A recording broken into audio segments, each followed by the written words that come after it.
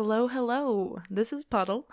Last video I talked about my sleep paralysis experiences, but I found myself wanting to talk more about dreams in it too. So this is a separate video where I'm going to show you how you can pull meaning from two main common themes that might be in your nightmares, based on two of my own from my journal. If you want to see more videos from me and follow along for project announcements, do remember to subscribe and click the bell, and like this if you like it because it helps me out a ton. Anyway.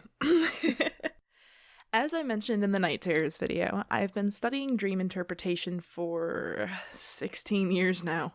Jeez. So yeah, I'm gonna be bringing up some points of what these dreams likely meant as well. Dreams can be really literal once you speak them aloud, and I encourage everyone to take a look at what their subconscious is trying to tell them through their dreams. And while we have dream symbols we can study, and many apply to most dreamers, you might have specific associations to certain things. Someone dreaming about a dog chasing them has different implications if the dreamer has a history with being attacked by a dog, for instance. Same could be said for something like a dream where you're covered in snails. That could be a nightmare to a lot of people, but to me, someone with a pet snail, that's not really that nightmarish. So take my symbol associations as suggestions and permit yourself to consider how you feel about the symbols in your dreams without blindly consulting dream dictionaries. Like my last video, if you want to share any recurring dreams in the comments, I would love to read them. Seriously, I really like hearing people's dreams. So let's get started. Dream number 1. An old woman was trying to cut open my hands with a pair of scissors to see if I had the good blue fluid in me instead of blood. I would run through corridors, hiding in nooks behind chairs and cluttered boxes. It was like a retirement home labyrinth. Whenever she was getting close and I felt like I had a real escape, be it an unlocked door or an open window, I would wake up in the room where I first saw her. But she would be gone, and my first thought every time was that she was still out there in the corridors. She was still looking for me. Have you had a chase dream before? To understand why you're having them, you gotta consider a couple factors. What's chasing you? Where are you being chased? And what happens when you get caught? Or what did you think would happen if you were caught? So, what chased me?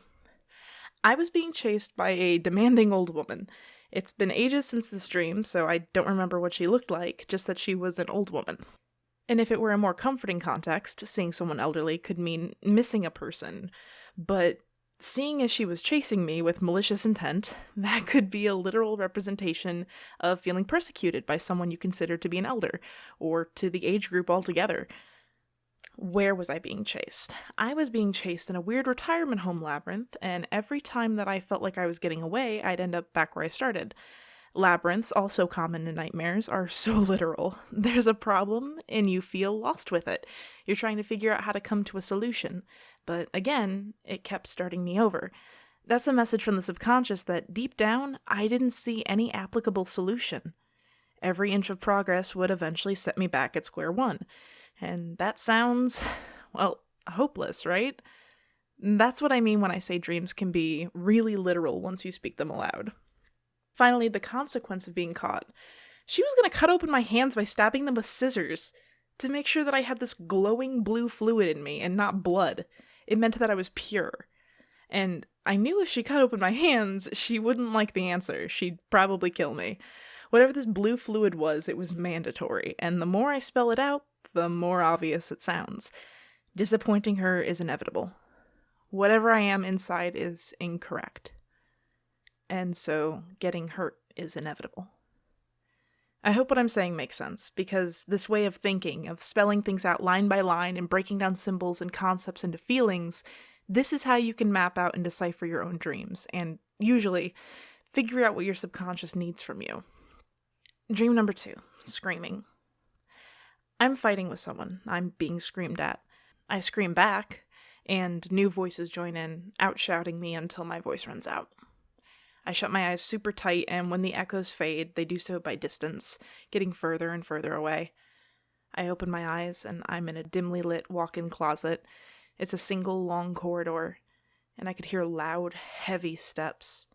A large figure moves in the dark, a man, who, as soon as I spotted, charged me while the screams reflooded my ears. It's like they followed him. I was grabbed, lifted by my shoulders, and I just couldn't escape that noise. The man's fingers dug painfully into my shoulders, and it felt like I was being stabbed by each finger. The darkness of the closet quickly shifts, and I'm at a party. Everyone is drinking and laughing, and they know what just happened. They know that I'm still upset, but they're laughing at me. I looked to someone specifically, and I said, "You hurt me." But the words, "You never liked me," left my mouth instead. They all kept laughing. As they laughed, I felt this infuriating shame and frustration, and it was causing my mouth to fill up with gum that makes my jaw ache. And I can't speak at all. I'd try pulling it out in wads, and there was just always more, filling my mouth and throat until I couldn't breathe before I'd wake up. So, again, here's how we'll break down this nightmare. There's no chase, but we have a couple key symbols, and this is why it helps to write dreams down to decipher them. It gets simplified. Watch. Fighting and screaming, trapped in a long dark closet, an immobilizing attack, a party where everyone is drinking and laughing, and finally, my mouth filling up with gum.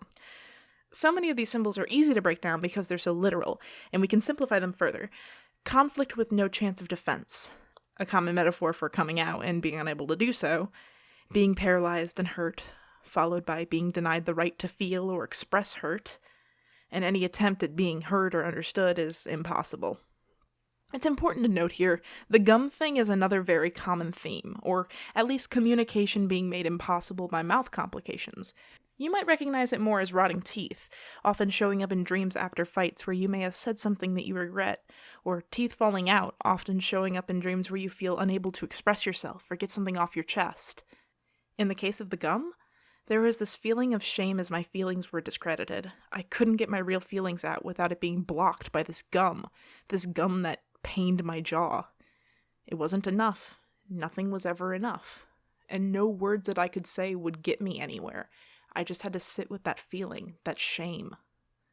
Again, these are just a bunch of symbols that when you break them down and you talk about how they made you feel, you might be able to look around in your life at the time and go, oh, this thing makes me feel that way. That's what you're dreaming about. You're dreaming about whatever is causing your subconscious to trigger these feelings. Because if you can explore it in your dream, you can have some kind of release in your dream. That's the intention, at least from what I've been able to understand. So there's two really common nightmare themes and what they mean with two of my nightmares used as examples. What other nightmare themes do you deal with? Maybe they're more common than you think. I have some comics on Webtoons and Tapas, and here are my patrons, really cool people. Thank you all for being so supportive. Thank you for watching me, and, subscribe and stuff like that, because YouTube might not show you me again, and maybe you want to see it. Easy so, stuff everyone's had, I can tell you without thinking. If your teeth fall out or turn to dust, if you're falling or you're sinking, if you're all alone or you feel you've choked or the one you love is dying, if you wake up feeling nothing or you wake up and you're crying, there's no halfway point to meet yourself if you keep stepping back. Though you can't remember everything, there's a lot still to unpack. I've been reading my own dreams since I was 10 as an outlet for my need to find some meaning, and the stars have always been there for me since then, so I haven't stopped believing.